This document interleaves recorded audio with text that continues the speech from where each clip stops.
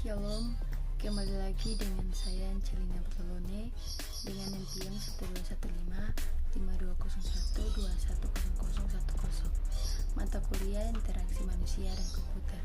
Di video kali ini saya akan menjelaskan tentang kegunaan atau daya guna sebuah aplikasi.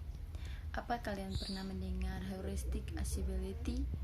Bagi mahasiswa teknik informatika, pasti pernah mempelajari heuristic accessibility yang merupakan materi pada mata kuliah Interaksi Manusia dan Komputer. Maka, pada artikel ini kita akan mencoba membahas 10 heuristic accessibility pada user interface dan apa manfaat yang diberikan jika user interface menggunakan prinsip ini. Kegunaan atau daya guna. Sebelum membahas kegunaan heuristik, kita pahami dulu apa kegunaannya.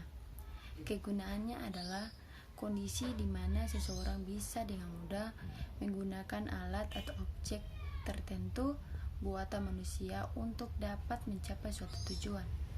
Alat atau objek yang dimaksud biasanya berupa produk, namun kali ini kita akan menerapkan antarmuka pengguna pada situs web maupun aplikasi seluler. Jika interface yang telah dibangun memiliki accessibility yang rendah, tentu akan mengakibatkan pemborosan waktu, penurunan produktivitas, frustasi, enggan untuk menggunakan kembali. Jakob Nielsen. Menurut Jakob Nielsen, accessibility memiliki 5 kriteria yang sangat penting, yaitu 1. Kemampuan belajar. Teks yang digunakan jelas bagi pembaca, warna teks nyaman untuk dibaca, menu yang ada mudah untuk difahami, kalimat yang mudah untuk difahami. 2. Efisiensi. Struktur menu sudah tersistematis. Menu dapat ditampilkan dengan cepat saat diklik. 3. Daya ingat. Nama halaman web mudah diingat, memiliki widget kalender acara. 4. Kesalahan. Tidak terdapat error pada tiap link halaman. Terdapat pesan yang jelas apabila terjadi error. 5. Kepuasan. Mampu membuat user dalam datang kembali, menyajikan informasi yang dibutuhkan.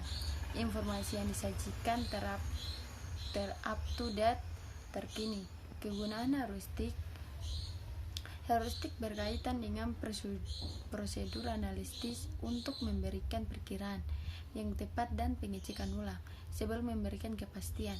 Maka heuristic accessibility adalah metode untuk menganalisis suatu alat atau objek agar memberikan kemudahan dalam penggunaan untuk dapat mencapai suatu tujuan. 1. Visibilitas status sistem. Suatu kondisi yang mampu memberikan informasi yang terjadi pada pengguna, baik yang sedang dilakukan, sedang di bagian apa, dan apa yang terjadi.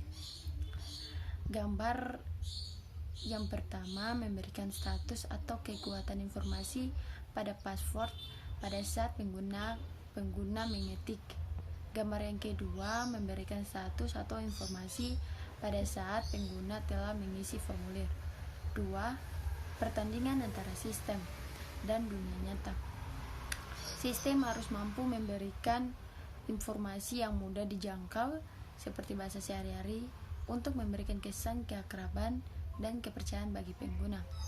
3. Kontrol dan kebebasan pengguna.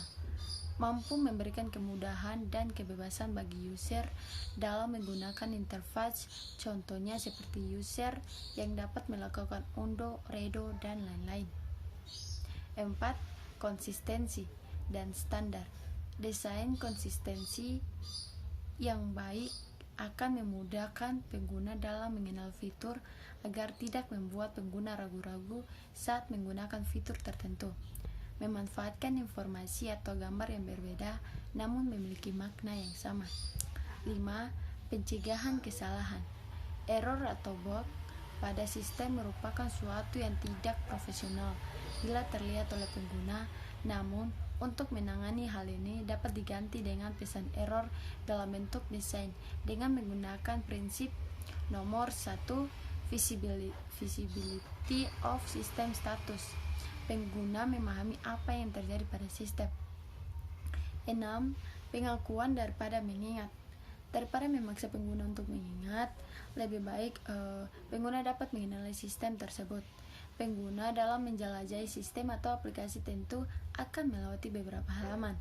Agar pengguna tidak bingung, membuat aplikasi yang membuat pengguna dapat mengenali pola desain yang dibuat, sehingga mereka dapat tetap menggunakan aplikasi tanpa harus mengingat langkah yang harus dilakukan setelahnya. 7.